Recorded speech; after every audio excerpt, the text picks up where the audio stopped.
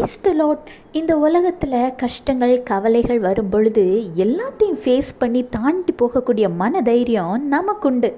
ஆனால் நம்முடைய சரீரத்தை சாத்தான் தொடும் பொழுது மட்டும் அந்த மனதைரியத்தை நம்ம இழந்து போயிடுறோம்.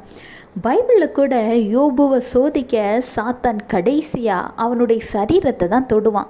அந்த சமயத்தில் கூட எல்லாவற்றையும் இழந்த பின்பும் யோபு சோர்ந்து போகலை. கர்த்தர் மீது விசுவாசம் உள்ளவனாய் கர்த்தர் கொடுத்தார், கர்த்தர் எடுத்தார், கர்த்தருடைய நாமத்திற்கு ஸ்தோத்திரம் தான் சொன்னார்.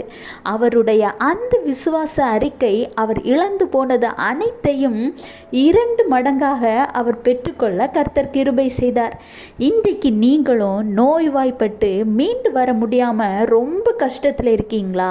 ஹாஸ்பிட்டல்னு எத்தனையோ ஹாஸ்பிட்டல் போயிட்டோம், ஆனாலும் ஒரு சுகம் கிடைக்கல அப்படின்னு நினைக்கிறீங்களா?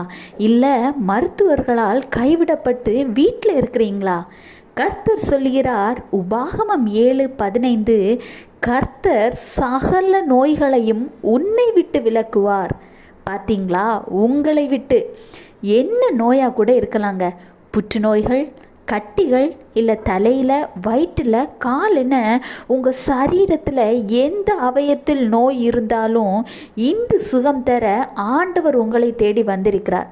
நீங்கள் இருக்கிற இடத்திலே சுகம் தர அவரால் முடியும். உங்கள் சரீரத்தில் உள்ள ஒவ்வொரு அவயத்தையும் பார்த்து பார்த்து படைத்தவர் நம்மளுடைய ஆண்டவராகிய இயேசு கிறிஸ்துங்க. இன்று படைத்தவரே சுகத்தரும் வரும்பொழுது அது நிரந்தரமான பரிபூரண விடுதலையாக இருக்கும். நீங்கள் விசுவாசித்தா மட்டும் போதுங்க. யோபுவை ஆசீர்வதித்த தேவன் இன்று உங்களுக்கும் கிருபை செய்ய மாட்டாரா? இந்த நோயினால் நீங்கள் இழந்த சந்தோஷம், சமாதானம், பொருளாதாரம், உறவுகள் எல்லாவற்றையும் ரெட்டிப்பாக ஆண்டவர் உங்களுக்கு தரப்போகிறார். விசுவாசிங்க, அற்புதத்தை பெற்றுக்கொள்வீங்க. Have a blessed day. Jesus bless you.